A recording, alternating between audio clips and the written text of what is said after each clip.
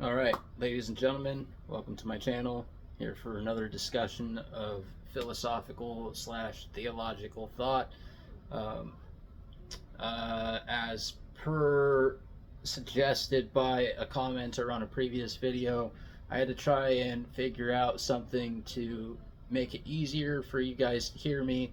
That way, it's not such a strain on your microphone and not such a strain on my voice. So I just kind of went through with some Bluetooth headphones. Everyone's kind of up in arms about Bluetooth right now. I don't think it personally matters to me, but I mean, to each their own. Everybody can freak out about whatever various topics they want to freak out about. So, without further ado, this video is going to be about heart-centered thought, the heart itself, the symbolism behind the heart, and different connections that I've made to it.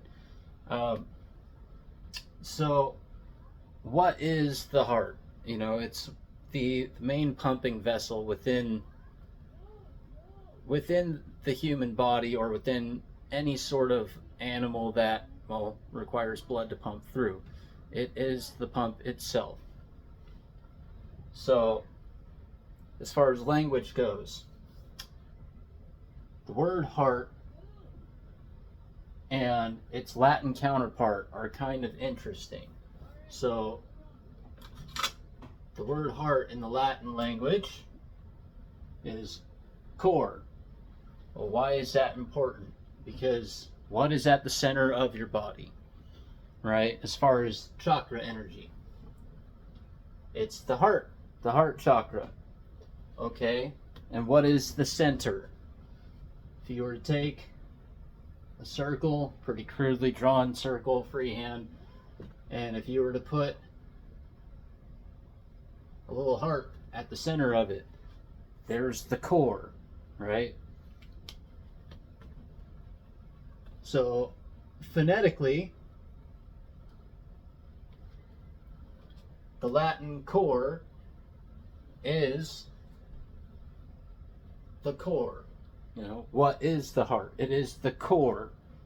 It is at the center of balance at the 7 chakras. Kind of stuttering over my words a little bit. Now, when you look at a balance, you got the main body of it.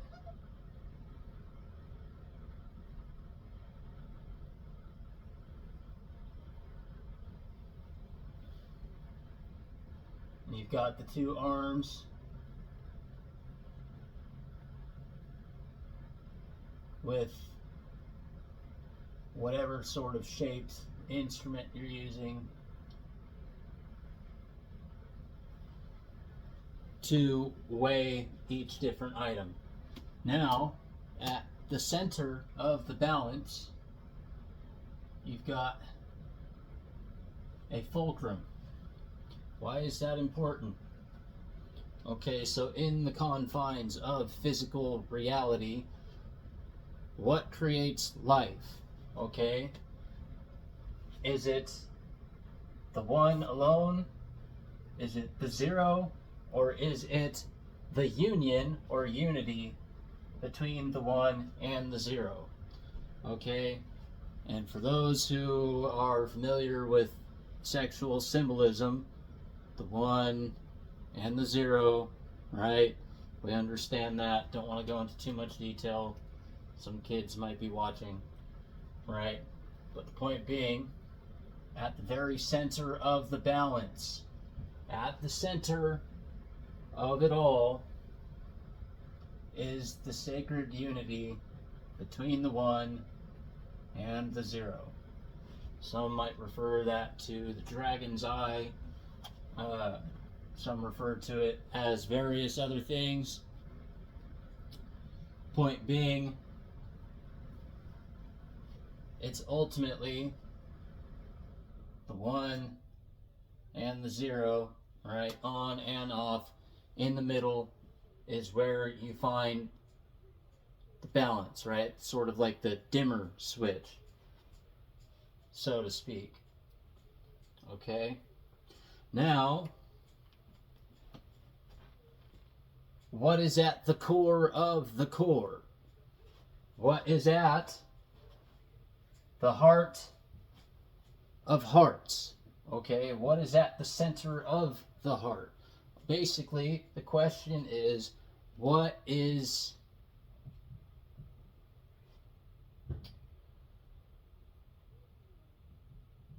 at the center of it all? What is at the center of the earth, so to speak? It is the seed, right? And the seed is the word, right? What is at the core of an apple? It's seeds. What is at the core of an orange? It's seeds. What is at the core of almost any fruit? It's seeds. Okay? The seed is the word. The word is logos. Logos is logic, right? The 1 and the 0, right? 1 and 0, but unified into one, as in true unity. Okay? And how that pertains to it all is just imagine a waterfall, right? I think of the song Aerials by System of a Down. Life is a waterfall. We're one in the river and one again after the fall. Now, in each one of these little pools of energy, you can collect sediment, you can collect debris, you can collect all these various things, twigs, yada yada. They're all symbolic of emotional muck. Okay? That emotional muck acts as a block or a dam, right? Think of blockage or damage, right? And the way to remove such blockage or damage is to get over such emotional muck and emotional trauma. And how do you do that? Well, these are things that you've got to kind of meditate upon and figure out, okay, is there something that I can even do about this? Okay, if there is, great, do it. And if there is something that you can do, then there's no point in stressing out on it. So that's one of the things that helps release all the gunk. Okay? Now, if there isn't anything that you can do about it, at least not physically in the moment, right? Say some of that emotional muck is coming from other people's reactions to things that you may or may not have done in the past, expectations that they had, and that's creating a strain with your relationship, and there's nothing that you can do about their part. So be it. You did your part. Okay? But the point being, when you allow that muck to be removed, when you help and do your part in removal of the muck, then that energy flows freely from source, right, through the chakra energy down into what would be called the exit, so to speak, right? Each one of these spiraling pools of energy has their own exit. Okay, and each one at the center of it has its own type of energy that it deals with and it's blocked by. We've discussed these a little at length in the past on my videos. But anyways, so imagine up here you've got your amperage, and down here you've got your voltage. Right? The amps are the current, right? That's the source. And it brings the light seed to be implanted further along, yada yada, the seed and the egg, all that symbolism, yada yada. Okay, the voltage would be the draw, as in what draws that energy down, as well as this sends it down, and they work in unison. Imagine that all of existence falls between the solar deities and the black hole deities, as in the dark souls, okay? So you've got the sun and the black hole. The black hole consumes all, yet doesn't give light to the chakras, but it still serves a purpose, whether we like to think so or not. And is still necessary for the true unity of Christ. Okay? So, part of the function of, say, a waterfall with, or not, I wouldn't even say a waterfall, a river, is because there's already energy moving in this direction, it already is drawing from the higher realms. Okay? Now, it's important not to be swept away in the current of the river, or you might end up in the void, right? So, what's the takeaway from all this? While a lot of us view a lot of the things that happen in the world, a lot of the evil that happens in the world as unnecessary, there is both necessary and unnecessary evil, right? The death of certain things sustains the life of another, okay? And that's something that, if we're going to live freely within this world and experience the energy that moves through us from God in its entirety, without any sort of restriction, without any sort of resistance, then it boils down to a couple of scriptures that I find to be very relevant, okay? Matthew 5:44 and Matthew 5:39. Now, a lot of people are going to get caught up in this whole concept of, oh, well, there may or may not be proof of Jesus Christ or any of that. It doesn't matter. It doesn't matter if it's Timon and Pumbaa saying 2 + 2 = 4 or a fucking rocket scientist. Okay? 2 + 2 = 4. Right? So, even if a fictional character says some truthful stuff, it doesn't mean that the message is not true. And to get caught up in the messenger metaphorically kills the messenger, right? It defeats the whole point. And the point is Matthew 5:44, love your enemies.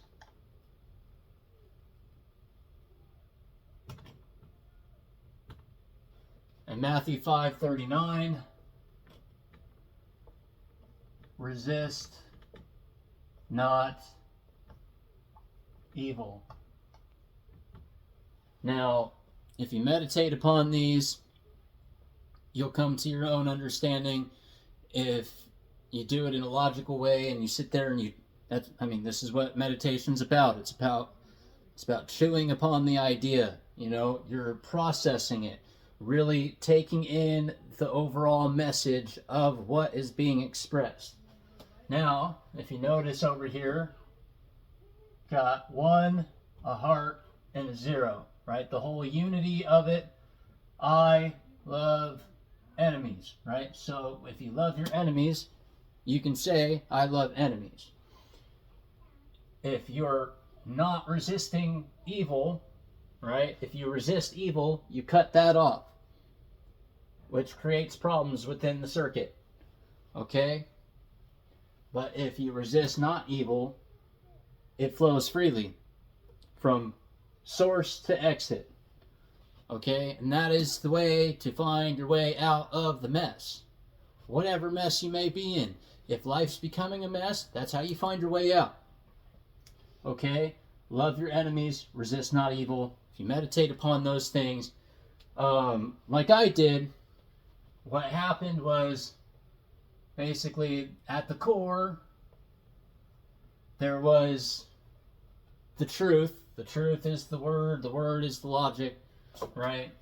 And at the same time, it received flowing in from the universe and then out, and all the troubles that I was going through in the moment just seemed to disappear. This is the same concept that I expressed in a previous video about meditation upon the sperm fertilizing and fusing with the egg, right? At that single point, right? When you get to the point, that's when all illusions are lost. This is also another discussion, a topic that is discussed through song in Gojira's song Only Pain. It's a fantastic song. I highly recommend it.